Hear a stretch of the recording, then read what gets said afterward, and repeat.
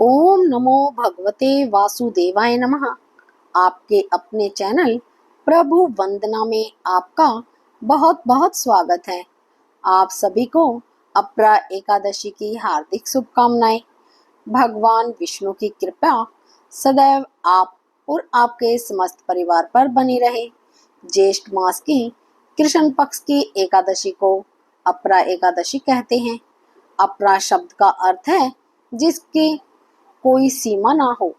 इस दिन किया गया जप तप व्रत और दान का अनंत गुना फल देने वाला होता है। इस बार ज्येष्ठ के महीने में कुल 4 एकादशी व्रत पड़ने वाले हैं।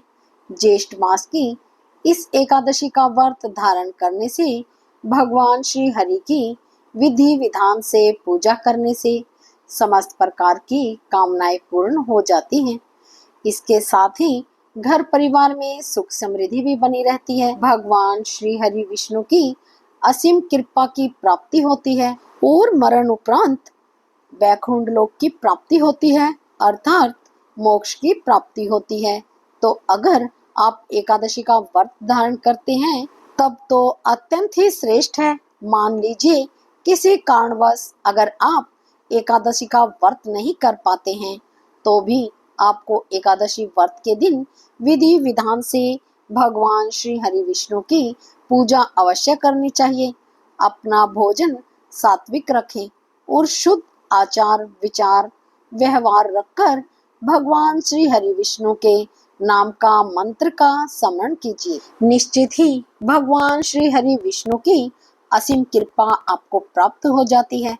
तो आज की वीडियो में आप जानेंगे कि अपरा एकादशी का व्रत साल 2026 में कब है, एकादशी तिथि कब आरंभ होगी, कब समाप्त होगी, व्रत हमें कब धारण करना है और व्रत का पारण करने का यानी कि व्रत खोलने का शुभ मुहूर्त क्या है, किस प्रकार से भगवान श्री हरि विष्णु की पूजा करें, किन मंत्रों का जप करें, कौन सा उपाय करें जिससे कि इस व्रत का संपूर्ण फल हमें प्राप्त हो। इसके लिए 10वीं से द्वादशी तक किन नियमों का पालन करें, संपूर्ण जानकारी आपको आज की वीडियो में शेयर करूंगी।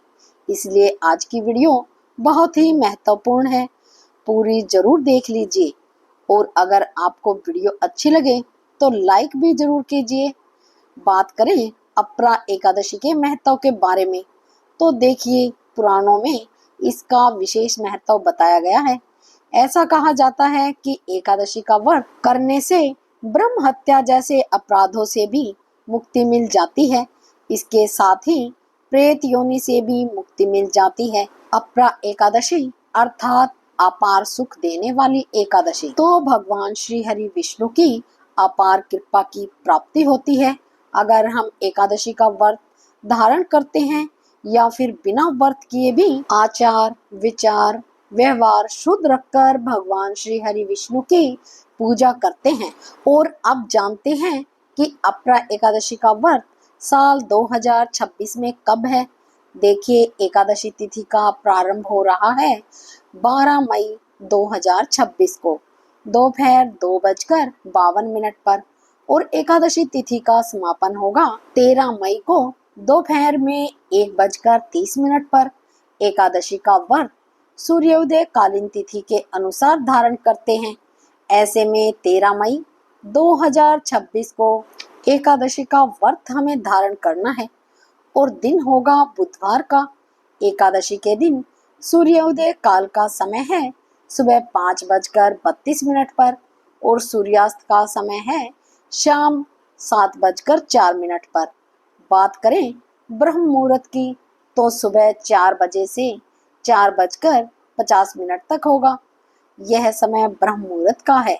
एकादशी के दिन ब्रह्म मुहूर्त में स्नान करना चाहिए।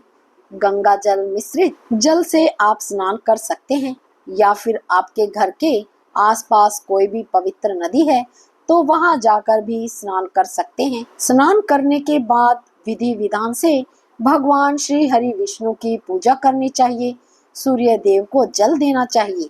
अपने व्रत का संकल्प लेकर व्रत का प्रारंभ करना चाहिए और इस दिन कोई भी अभिजीत मुहूर्त नहीं है, लेकिन राहु काल का समय नोट कर लीजिएगा। राहु काल दोपहर में 12:18 से दोपहर 1:59 तक रहेगा। राहु काल में कोई भी शुभ कार्य प्रारंभ नहीं करना चाहिए, लेकिन अगर आप पहले से कर रहे हैं तो उस कार्य को आप कर सकते हैं। तो अपरा एकादशी व्रत के पारण का शुभ मुहूर्त 14 मई 2026 को सुबह 5:51 से सुबह 8:14 के बीच में है।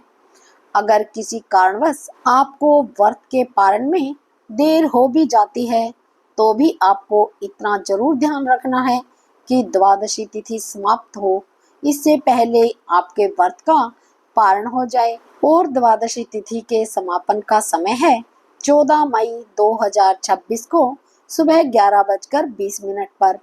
तो इससे पहले आपके व्रत का पारण अवश्य हो जाना चाहिए, क्योंकि त्रयोदशी तिथि में एकादशी व्रत का पारण भूल से भी नहीं करना चाहिए।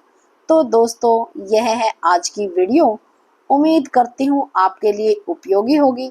अच्छी लगे तो वीडियो को लाइक कीजिए, शेयर कीजिए और मेरे चैनल प्रभु वंदना पर आप पहली बार आए हैं तो सब्सक्राइब करके बेल आइकन को जरूर प्रेस कर लीजिए।